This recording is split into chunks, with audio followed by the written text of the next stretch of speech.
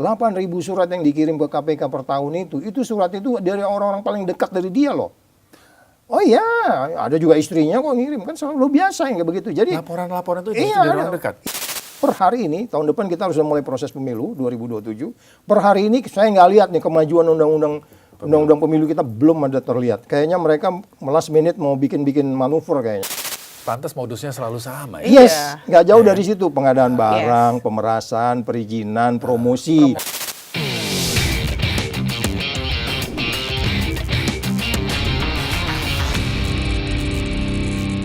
Sepanjang 2026, sepanjang tahun ini ya, sampai bulan ini, kita tapping ini bulan Juli ya. Juli, berarti baru 7 bulan ya.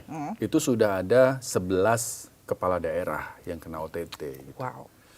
Jadi kan jadi pertanyaan besar nih. Kok bisa gitu loh? Kenapa ya sebanyak itu? Dan ini kayaknya berulang tiap tahun begitu, tiap tahun begitu. Ini ada yang salah gini. Dan modusnya hampir semuanya sama. Iya. Lalu pengadaan selalu ini. Iya. Ya mudah-mudahan saya nggak bikin gelap ya hari ini. Jangan dong. Karena bikin gelap banyak nih, kita mau coba bikin terang nih kali ini. Jadi kalau kita lihat, akhirnya kan kita mencari apa sih penyebabnya gitu. Dalam pikiran saya sebenarnya jelas pertamanya itu adalah memang biaya politik yang tinggi. Jadi muncul yang disebutnya political corruption. Dari political corruption itu muncul lagi yang paling atas sebenarnya itu state captured corruption. Jadi korupsi yang kemudian dibuat itu dikesankan oleh negara gitu. Makanya disebutnya state captured corruption. Dan itu memang itu semua unsur-unsur yang ada di negara itu tata negara kita, instrumen tata negara kita ikut di dalamnya. Makanya kita lihat kemarin. Sebelumnya ada orang yang ngawasin karir-karir hakim itu 54 kilo loh. Sebelum 74 kilo ini ada 54 kilo kan. Ya, termasuk uang gitu. Itu orang yang harus bertanggung jawab mewakili Tuhan loh itu. Ya dia di rumahnya ditemukan. Jadi maksud saya yang orang-orang yang bikin gelap ini kalau kita cari urut-urutannya apa sebenarnya? Di awalnya itu sebenarnya dimulai dari apa yang disebut state captured corruption, political corruption, baru nanti terus urutannya. Karena apapun ceritanya, ketika kemudian politik itu memang harus kita akui demokrasi harus jalan. Demokrasi kita itu tidak jalankan dengan baik. Makanya ada satu badan di Eropa yang namanya Paritas Demokrasi. Paritas Demokrasi ini dari 100 memberi kita angka sekitar 25 something. Kecil banget sih lah, 25. Cara kita membina demokrasi. Apa yang dinilai? Egalitarian di partai politik, terus kemudian banyak hal-hal lain lah yang terkait dengan partai politik, kaderisasinya, terus money politiknya. Rakyat kita kalau nggak dikasih uang cenderung nggak mau milih katanya, karena nasib gua nggak berubah dengan lo. Jadi kasih dulu gua baru gua pilih lo. Nah itu yang kita harus selesaikan. Jadi kalau kita harus mau bikin terang hari ini, kita harus terang-terangan memang. Jangan ada yang kesinggung juga kalau kita bilang pemerintahan sekarang apakah sudah bikin terang atau makin gelap kan gitu kan. Lu bikin baper gitu ya. Lu bikin gelap diusir loh. Kan dibilang kalau bikin gelap lu keluar aja dari sini. Sudah pindah. Padahal kita bilang jangan dong Pak, gua cinta Indonesia masa gua diusir sih. Jangan dong. Kita kan mau bikin terang. Kalau kita mau bikin terang kan kita harus membuka semuanya. Jangan ditutup-tutupi. Makanya selalu saya bilang memberantas korupsi itu kemana aja teorinya selalu ada 4 hal yang disebutnya transparan. Kalau nggak transparan pasti gelap kan. Yang bikin terang harus terbuka kan. Transparan, akuntabel, baru bebas dari konflik kepentingan, baru kemudian fair. Nah, kembali lagi demikian banyaknya orang-orang ditangkap ini karena memang coba deh siapa yang diambil itu? Di antaranya pasti ada tim sukses, ya kan? Iya, itu indikasinya jelas. Jadi political corruption lagi kok yang disebutnya state captured corruption. Terus kemudian yang dimasukin itu selalu kalau nggak pengeluaran negara, ya kan, yaitu akhirnya itu dikenakan di pasal 2, pasal 3, kalau nggak gratifikasi, atau pemerasan, kalau dia pasal 12E itu, jadi memaksa orang, atau menggunakan wewenangnya, wewenangnya disalahgunakan, gitu, yang harusnya jangan, malah dibikin. Yang dibikin malah nggak dibikin, gitu. Yang disebutnya berbuat atau tidak berbuat itu jelas. Terus kemudian ada yang melanggar undang-undang, dan dia nggak peduli itu publik menyorot atau tidak. Karena apa? Dia merasa bahwa dia berada di tempat-tempat yang sembunyi. Dia nggak tahu 8.000 surat yang dikirim ke KPK per tahun itu surat itu dari orang-orang paling dekat dari dia loh. Oh iya, ada juga istrinya kok ngirim, kan selalu biasa yang kayak begitu. Jadi laporan-laporan itu dari orang dekat. Yes, melawan politik juga. Ya itulah kalau Anda mau berkompet, berpolitik, ya bersihkanlah diri Anda atau orang akan mengintip Anda gitu. Ya kan, contoh yang paling sederhana, tiba-tiba Anda bangun rumah besar, ya kan, rumah itu besar sekali, itu diamatin orang, kan gitu kan, siapa ini orang ini, dari mana uangnya? Iya, dari mana uangnya? Kamu bisa masuk ke LHKPN-nya KPK kan, si A menteri ini, kok nggak ada LHKPN-nya, dia tinggal di rumah itu, kan begitu kan? Termasuk yang FA ini kan akhirnya disebutkan, ya nggak bisa laporin ke LHKPN. Jadi kalau kita fokus kepada pemerintahan sekarang, pemerintahan di kabupaten kota, basically mereka tidak berubah dan KPK itu seperti nggak ada gunanya. Padahal mereka udah asistensi banyak hal loh. Cara ngatur pendapatan, cara ngatur proyek, cara ngatur pengadaan, cara ngatur perizinan. Itu semua dijaga. Itu yang selalu saya bilang, kehadiran KPK di daerah itu orang tetap baik. Tapi kan nggak peduli kan. Coba tanya deh, kalau ada waktu tanya orang-orang yang 11 tadi, 11 kepala daerah itu ya, yang udah diambil itu pernah nggak dia bersentuhan dengan jajaran deputi pencegahan KPK?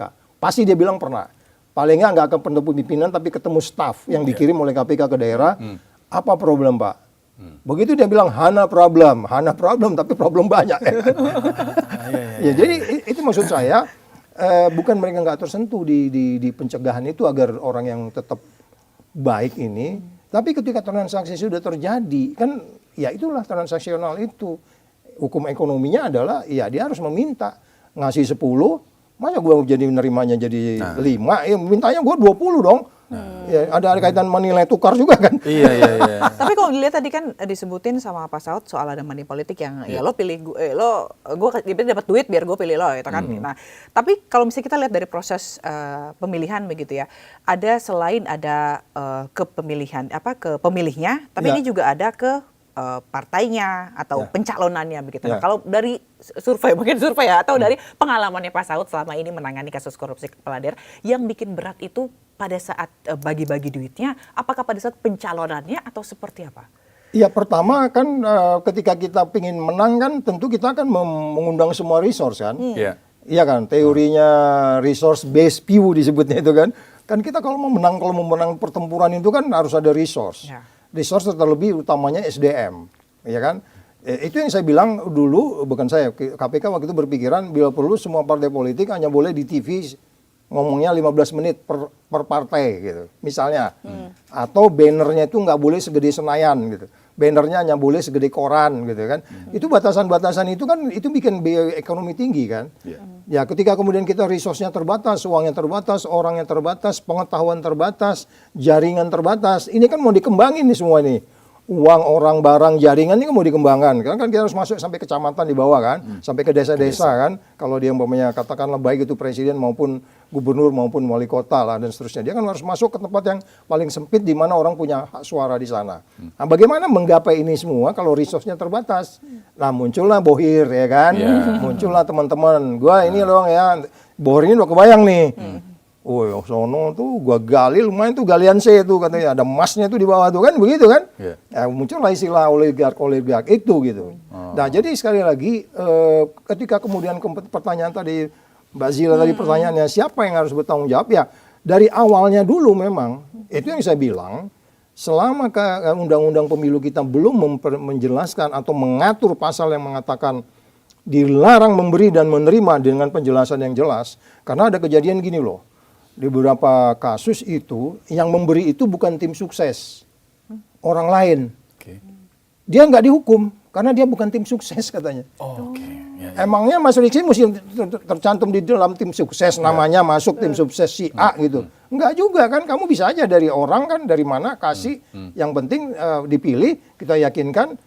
Benar bro, udah Pak, ini ada kok tanda terima segala macam, ini ada foto. Ya, dia nggak tim sukses gitu. Jadi maksud saya, harus masuk ke detail-detail, memberi dan menerima ini harus dihukum dan bagaimana kita mengawasinya. Sehingga kemudian kita bisa meyakinkan, orang datang ke bilik suara, memang gue lihat nih, gue punya barang jago nih orang ini. Integritasnya baik nih, gue pilih dia nih. Kan, maunya kan harapannya begitu kan, jadi nggak ada persoalan-persoalan di resource tadi itu gitu.